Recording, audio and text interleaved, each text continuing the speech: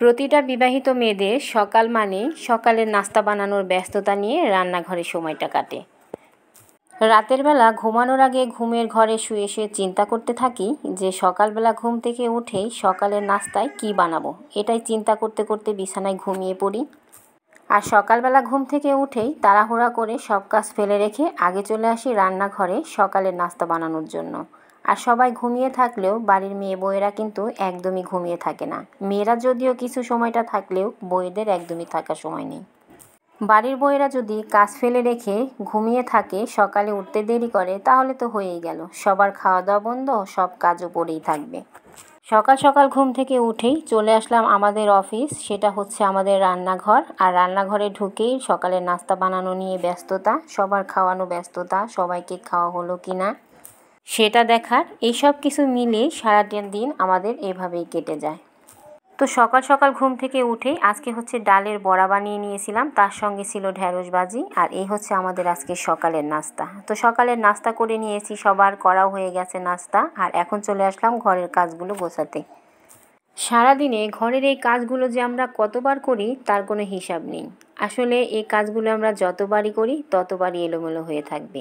আর বিছানা, সেটা তো কোনো কথাই নেই, যতবারই গুছিয়ে রাখবেন ততবারই এসে দেখবেন সেই আগের মতোই হয়ে আছে।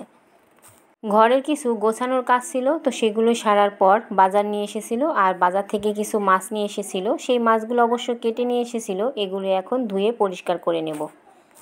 এই যে মাছগুলো কেটে নিয়ে এসেছে, এতেও কতটা সময় চলে গেছে, আর যদি এমনিতেই নিয়ে আসতো তাহলে কাটতে আরও অনেকটা সময় পার হয়ে যেত।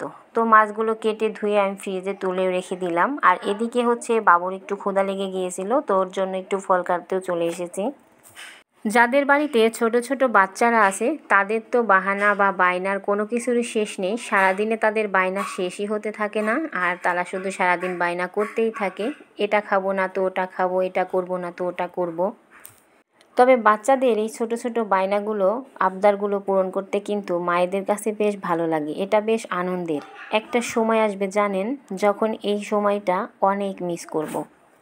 বাবুরা বড় হয়ে যাবে, যার যার জীবন নিয়ে সেই ব্যস্ত হয়ে যাবে, তখন কিন্তু নিজেরই একা একাই পড়ে থাকবে, আর এই স্মৃতিগুলো তখন মনে পড়ে চোখের কোণায় হয়তো পানিও চলে আসবে। বাচ্চাদের নিয়ে এই সুন্দর সময়টা আসলে সারা জীবন তো থাকে না, ওদের ছোটোবেলাটা খুব সুন্দর হয়, হয়তো একটু কষ্টের হয় মায়েদের জন্য, কিন্তু তারপরও এর মধ্যে কিন্তু অনেক আনন্দ থাকে। তো এই যে এখানে আবার চলে আসলাম, হচ্ছে টেবিলটা অগোছালো হয়েছিল, সেটাই পরিষ্কার করে নিলাম। ওই যে মহিলাদের একটাই কাজ, এদের কাজ কিন্তু দেখা যায় না, কিন্তু সারাদিন ভর কিন্তু কাজ করতেই থাকে।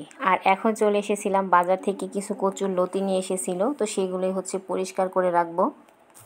এই লতিগুলোর তরকারি খেতে যতটা মজার, এটা বাছা কোটার কিন্তু ঝামেলা ততটাই, আর এটা বাছতে কাটতে কিন্তু বেশ সময় লাগে। আর এই তো এখানে ভাবলাম যে এখন একটু হাতে সময় পেয়েছি, তো এগুলো বেছে কেটে রাখি, রান্নার সময় অনেক সুবিধা হবে, আর রান্নাটা খুব তাড়াতাড়ি করে নেওয়া যাবে। আমরা যখন রান্না করি তখন কিন্তু একটা কাজ ধরে বসে থাকি না, আর আমাদের অনেকগুলো কাজই করতে হয়। রান্নাঘরে আমরা রান্না করি আর বাকি কাজগুলো করে নিই। তো এদিকে হচ্ছে লতিগুলো বেছে নিলাম, আর এখন হচ্ছে দুপুরের জন্য রান্না বসাইছি। হঠাৎ করেই বাহিরে বৃষ্টি হচ্ছিল, খুবই বৃষ্টি হচ্ছিল, আর তার মধ্যে হচ্ছে আমি এখানে খাসির মাংস রান্না করব, তো মশলাটা কষিয়ে নিয়েছি, আর মাংসগুলো ধুয়ে রেখেছিলাম, সেটা এখন রান্না করে নিতেছি। বাহিরে বৃষ্টি হলে মাঝে মাঝে মনে হয় যেন কিছু একটা খাই রান্না করে, বা কিছু একটা রান্না করি সবার জন্য, আর সবাইকে রান্না করে খাওয়াতে কিন্তু বেশ ভালো লাগে অনেকের কাছেই, আর আমার কাছেও কিন্তু বেশ ভালো লাগে। তো দুপুরের জন্য আমি হচ্ছে খাসির মাংস, পাতলা ডাল, তারপরে ঘোটা ডাল, আর এই তো এগুলোই হচ্ছে আমাদের আজকের দুপুরের খাবার ছিল। তো সেটাই রান্না করে সবাই মিলে একসঙ্গে খেয়ে নিলাম, আর খাবারটা কিন্তু বেশ মজার ছিল। বাড়ির বউদের খুব কম সময়ে কিন্তু অন্যের হাতে রান্না খাওয়া যায়, হঠাৎ হয়তো দুই এক বেলা, কিন্তু নিজের খাবারটা তো নিজেই রান্না করে খেতে হয়, সেজন্য নিজের ভালোটা নিজেকেই বলতে হয়। দুপুরের খাওয়া দাওয়া শেষে অনেকটা সময় পার হয়ে গেছে, এখন হচ্ছে সন্ধ্যাবেলা। তো আমি কিছু চাল ভিজিয়ে রেখেছিলাম, তো অনেক দিন পর আজকে হচ্ছে পিঠা খেতে ইচ্ছা হলো, তো ভাবলাম মাংস রান্না করাই আছে, তো এর সঙ্গে আমি কিছু পিঠা বানিয়ে নিই।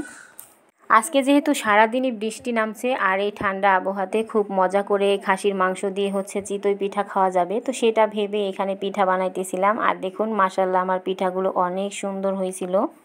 গ্যাসের চুলাতে মাটির সাজ বসিয়ে পিঠা বানানো কিন্তু খুবই সহজ, আর এই পিঠাটা অনেক বেশি সুন্দর হয়। এমনি যে লোহার সাজগুলো আছে সেগুলোর থেকে মাটির সাজে বানালে বেশি সুন্দর হয়। আর এই তো দেখুন পিঠাগুলো কত সুন্দর হয়েছে। তো আজ এ পর্যন্তই, সবাই ভালো থাকবেন।